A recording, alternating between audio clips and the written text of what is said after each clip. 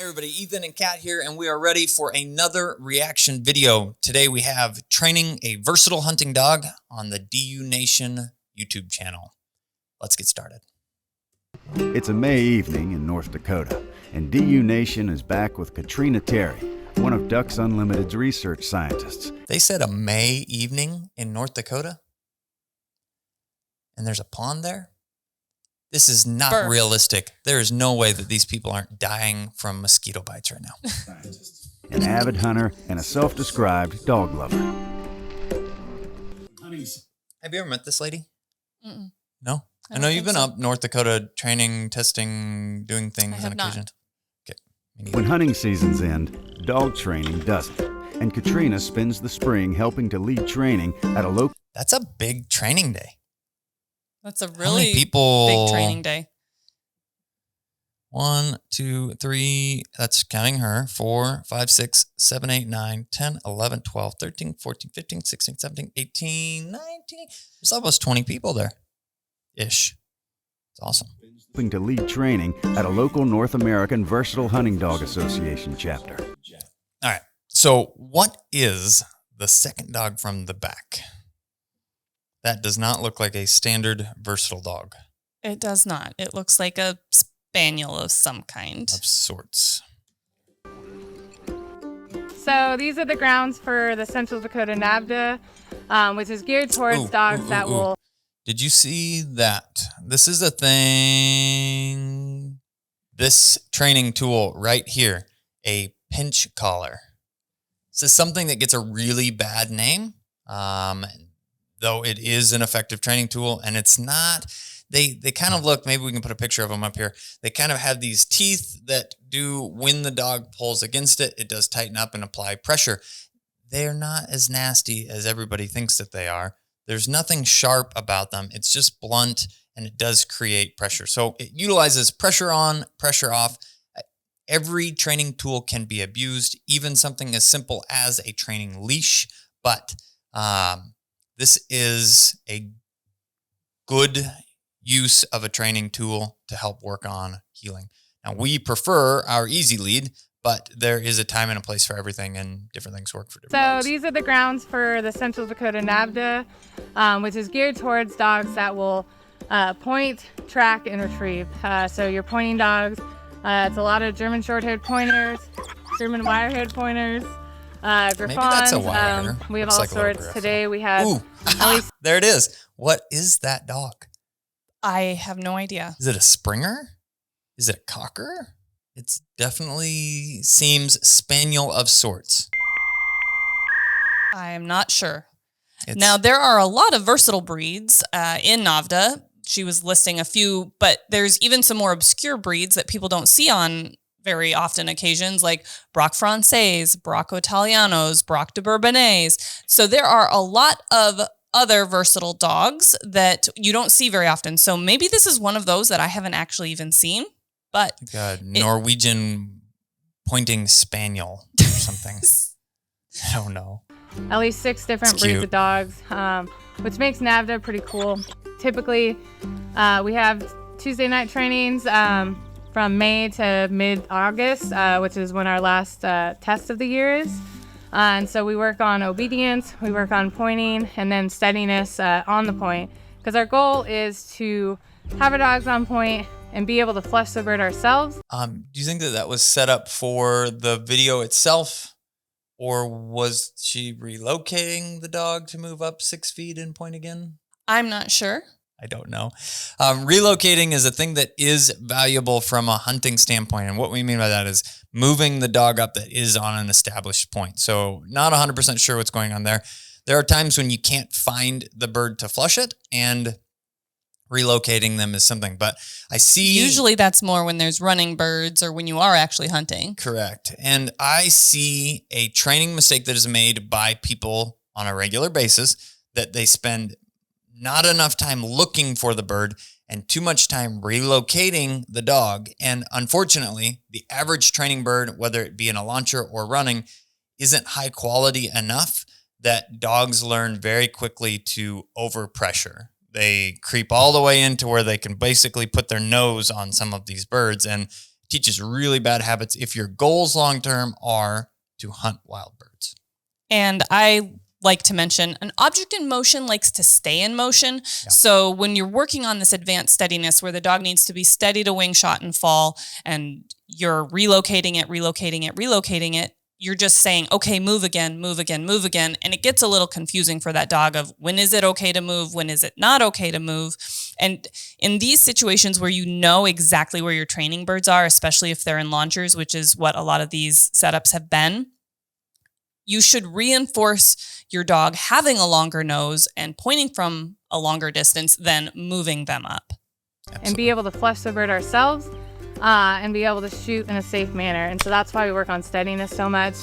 I'm guessing it looks like she does have a transmitter there. I'm guessing sometimes that happens. The launcher didn't launch or didn't get set right. And so she stepped in there. And though that looks like an electronic launcher, she manually operated it. But this is good steadiness out of the dog. It's in the end, you get more birds in your bag because the bird's flesh as close as possible, and you can make safe shots because your dog's not chasing after the bird. So she was talking about being steady to wing and shot when hunting and things of that nature. Outside of Texas, where we quail hunt, I personally do not hunt my dogs steady to wing, shot, and fall. Basically, them waiting until the bird is down in order to be sent for retrieves. We actually primarily hunt our dogs steady to wing, which means as soon as the bird moves, flushes, the dog gets to go too. That way they're on the bird faster from a crippled situation to retrieve them. It's more natural for the dog to actually hunt that way because they are prey-driven animals, so it's harder to maintain throughout the season. Can it be done? Absolutely. But from a guiding and handling multiple dogs at the same time standpoint, it's definitely harder to have enough hands and fingers to do all of that. Can it be done? Yes. Is it hard? Double yes. One thing we do a lot is we use homing pigeons. So homing pigeons will home back to their loft, and so we're able to use two things. First of all, she called it a loft. I love that. Most people call it a coop, but they're not chickens. Look at all those chickens. Second of all, we've had lots of conversations about this. I would say I was convinced in a previous chat that pigeons are 100% the number one most valuable bird. So if you are looking at this and are interested in training, getting a puppy, getting started, a small loft of homing pigeons can be very valuable. And if you have a single dog, 6 to 10 birds, which takes not very much space and not very much effort to take care of, it can become a hobby in and of itself. So much so that you might even win a trophy. But the reason that I argued previously that pigeons can be the most valuable training bird is because they are so versatile from your puppy training stages when you're using positive pigeons to homing pigeons and launchers to then when you move into the advanced steadiness where you've got a lot of birds flying away and the dog standing steady and then adding gunfire back in. You can use it from puppyhood all the way through that advanced level of testing. Absolutely. So we're able to use them every day. And so we have these things called electronic launchers, and you can put the bird in there. Ooh, strike one. You see what I see? I see it. Survey tape or flags to mark where birds or launchers are at. This is a huge no-no for me. Fun story. We were training with some folks in South Dakota, actually, and they had survey flags out. And as a me kind of person, I really am not big on confrontation. So people are training, they're doing their thing. Lots of dogs are trained this way. They eventually become bird dogs and do all the stuff. But I said specifically, do you want to hear my opinion? And like, oh, absolutely. Please tell us what you think we could improve on. I'm like, get rid of the survey tape. And they're like, well, why? First of all, said because your dogs can pick that up and visually find those very easily in the field. They're like, no way. So I moved and marked some other spots that were just random grass clumps with survey flags. And the next dog through the loop, pointed every single survey flag that there weren't even birds by. So yes, They can find them. What we recommend, often referred to it as triangulate, if you will. When you set a bird down, look for actual physical landmarks to go, well, here's a cedar tree, or here is a point off of the wood line, and here is a yellow patch of flowers. Make sure the whole area isn't covered with yellow patch flowers, but pick some unique things to be able to say it's right here, or utilize objectives, which would be a term that's often used as a place for a dog to naturally go find birds, and put your birds in those specific spots. So, for example, in the back of this video, you see survey tape in the bottom, survey tape on the way back, and then there's a little scrubby cedar tree. If you put the bird near that, that's a very clear indication, especially from this look anyhow, that off the point of the wood line that looks like some kind of a willow or something, there is a scrubby little cedar. The bird is in that zone, and then you know where it is without having to have you know where it is, all based off of natural landmarks. I do like the fact that they are using remote launchers. I know that there's a budget for everything, but foot trap type launchers and things like that are really hard when you're training young puppies to have your timing be perfect, which timing needs to be when you're trying to make good progress with your puppies. Absolutely. And being able to walk fully in front of your young puppy who is just learning to be steady and to point birds, and them to handle that level of pressure as you walking up is really difficult for them. Whereas if we can remote launch that from a distance without even having to cross their visual, line of sight, it's going to be easier for them to stand steady easier. 100%. One bird launcher is better than none. 2 is better than 1. 3 is better than 2, and 4 is not necessary. So stay in the 1 to 3 category and get as many as you can budget. Put them in cover, and then let the dogs either search the field, find the bird, and hopefully point it. A lot of times, the dog... Strike 2. That's the other thing that I wanted to mention is they're doing all of their field search work on check cords, whether it's a young puppy or a dog that we're working on advanced steadiness. We're very much influencing their search by letting them only run 20 to maybe 30 feet, depending on the length of your check cord, and you being that pivotal point that they're going to want to either make a rainbow in front of you or even circle behind you. Absolutely. Which hunting behind us is not productive. So we want them to the front, and we want them able to search at a distance that is actually valuable. If they're only 20 to 30 feet, we might as well have a lab instead of a pointing versatile dog that's going out, covering more ground, searching effectively and finding us birds. Lots of times folks are concerned about the dog's ability to point, or they're going to get onto the bird launchers, or the dog's ability to recall.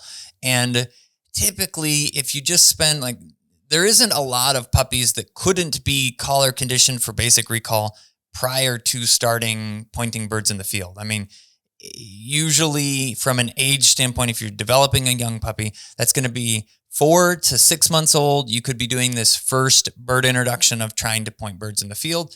And in that same zone, you could have already accomplished, on average, collar conditioning for recall.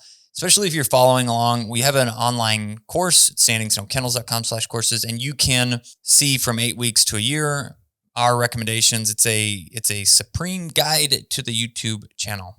Might be on point, but they might then rush in after only a second. And with the electronic launchers, we can just launch that bird up. The dog realizes they can't catch it, and that can... Right there. She waited until the dog was rushing in. It probably had established point and tried to rush in. This is making some assumptions, but it's the most common way. Now, granted, in this situation, the reason that it works is because they have the dog on a check cord. We utilize chasing in the development of our process. Positive pigeons, a game that we play with the homing pigeons and can be done with non-homing pigeons. But once the dog stops moving, again, no verbal from us, no restraint from a cord, anything else. Once they stop moving, here comes a bird. And they learn that standing is what gets them to chase the next bird. That's a lot of fun.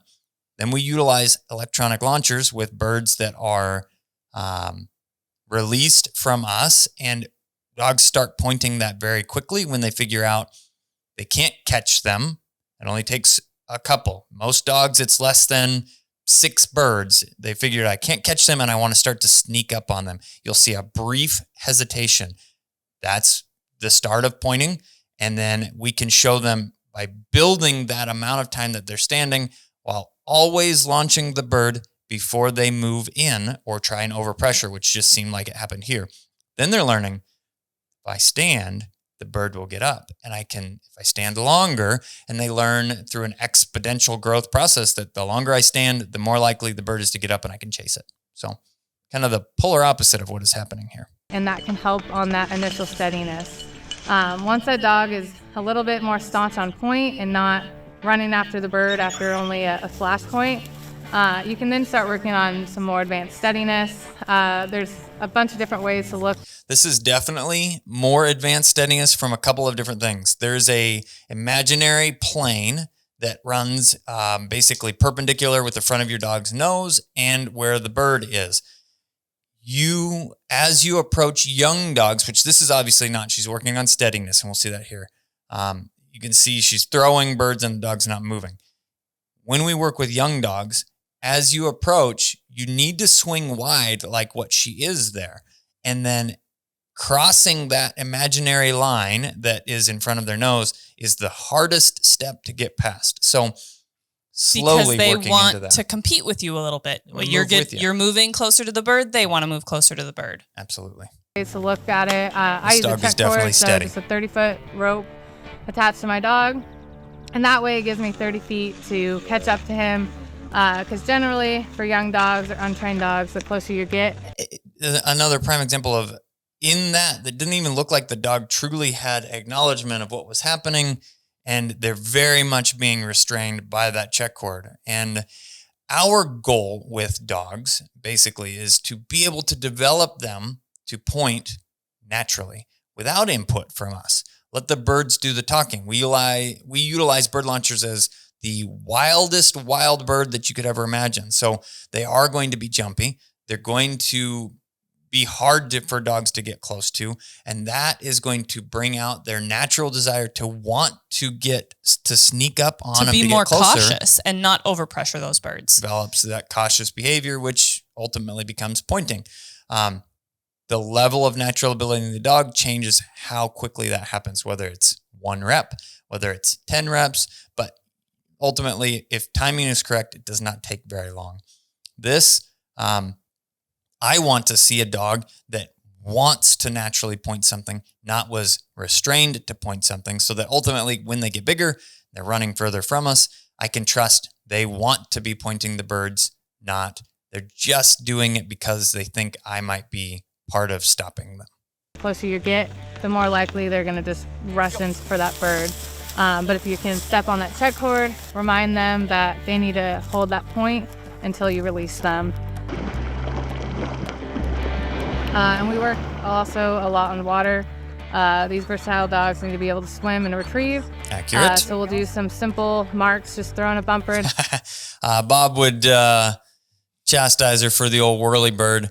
What she's doing there is trying to get the dog's attention, and that's important. Typically, your voice is going to be as good, and then have the bird or the bumper, whichever you're throwing, tossed out immediately, essentially, because when you start this twirling sequence, you have to be in the upward swing to let go of it, and ultimately a dog could be squirreled and then miss that the bumper was thrown at all. So. Also, speaking from experience only, those whirlybird type of movements are really easy for you to over-rotate, and then you're throwing the bumper behind you, and it just gets a little silly. It is amazing how many people throw bumpers that go straight up or end up behind them. Yes. Throwing a bumper into the water, having them swim out and retrieve it, and bring it back to their owner.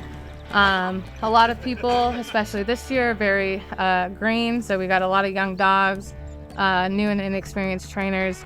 And that's what our training days is, not to train people's dogs, but to help.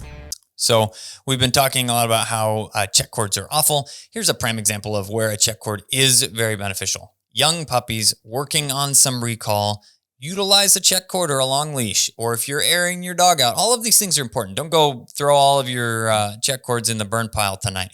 It is important to have that tool when you are developing dogs, but we just don't utilize them to restrain dogs to teach them to point.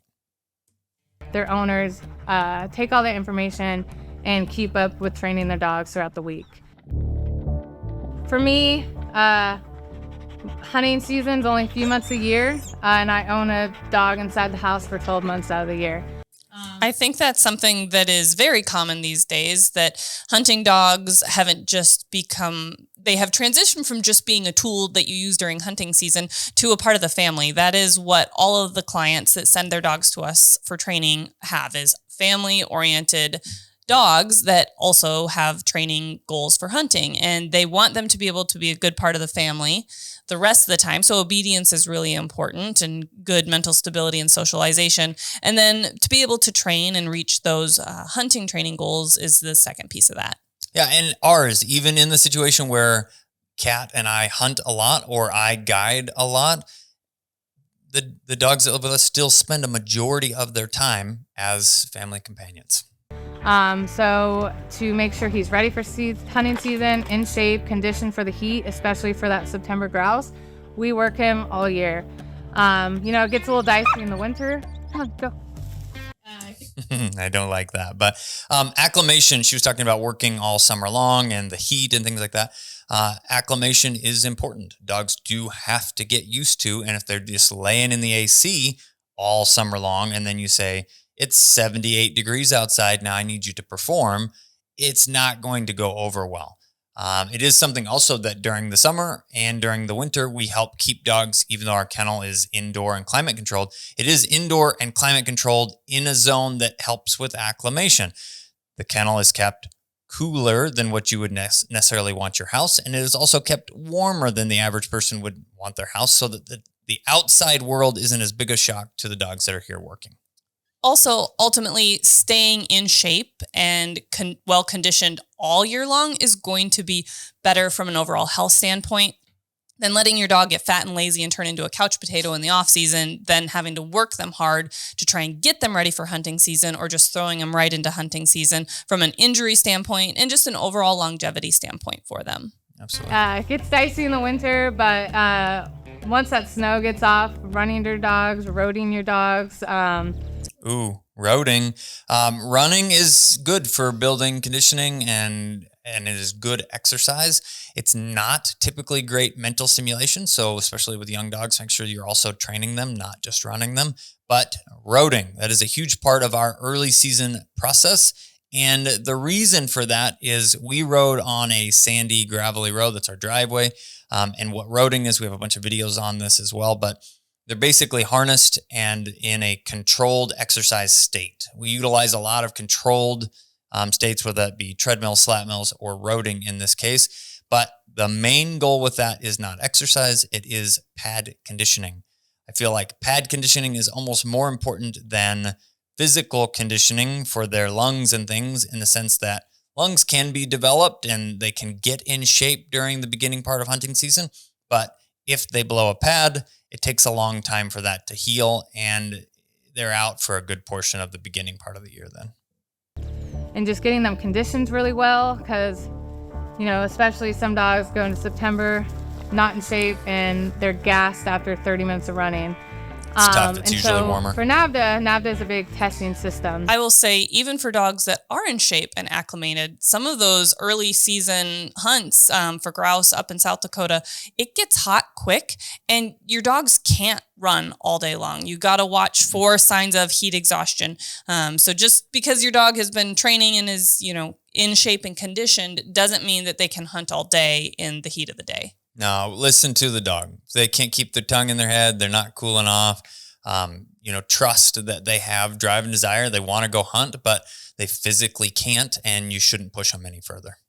System. So you sign up for these tests, and if your dog passes, they get a prize, and that helps with breeding purposes. But for me, I'm a very goal-oriented person. I want to sign up for tests, and then I'll work on training it, because I want my dog to be at that standard for hunting season as well.